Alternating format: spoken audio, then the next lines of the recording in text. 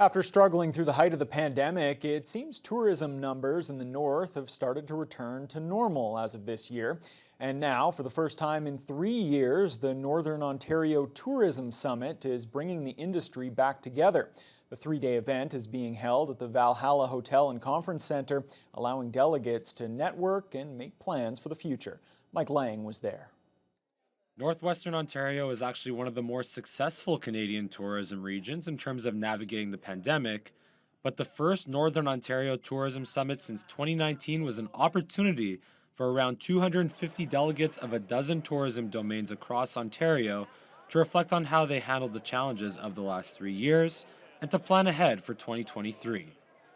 Presenters such as Destination Northern Ontario Director David McLaughlin spoke about how the vast outdoor spaces of the North allowed for many attractions to take advantage of being less affected by distancing laws. Cottage rentals, so anybody that had a cottage by a lake, especially drive-in, those operators did very well. And probably the most impacted again might be the hotel motel industry in terms of events like this. They just didn't take place. And secondly, the resource-based tourism industry. So that's the fly-in fishing lodges and outposts. Even so, McLaughlin says Northern Ontario led the country in terms of hotel motel occupancy at around 38% during the height of the pandemic, compared to 6% or less in large cities such as Toronto, Montreal, and Ottawa.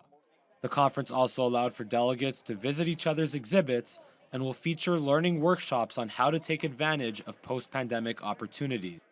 Tourism Thunder Bay manager Paul Pepe says the North should continue taking advantage of its appeal to nature-loving travelers while growing Indigenous and cruise-based tourism. Coming out of COVID, now's the time for our industry to take those learnings and from the last 2 years and take them to the next level and be able to integrate that more into their business growth and planning. People are looking for, they're looking for clean water, clean air, open spaces, and Northern Ontario has a lot of that. And fully open borders means that a greater number of international travelers can visit the North. We're seeing a real interest in Northern Ontario as a destination, not only here in Ontario, but across the border and overseas. We just got back from Europe with Destination Canada. We met with 50 European tour companies in 2 days, all of them excited about coming to Northern Ontario. Mike Lang, TBT News.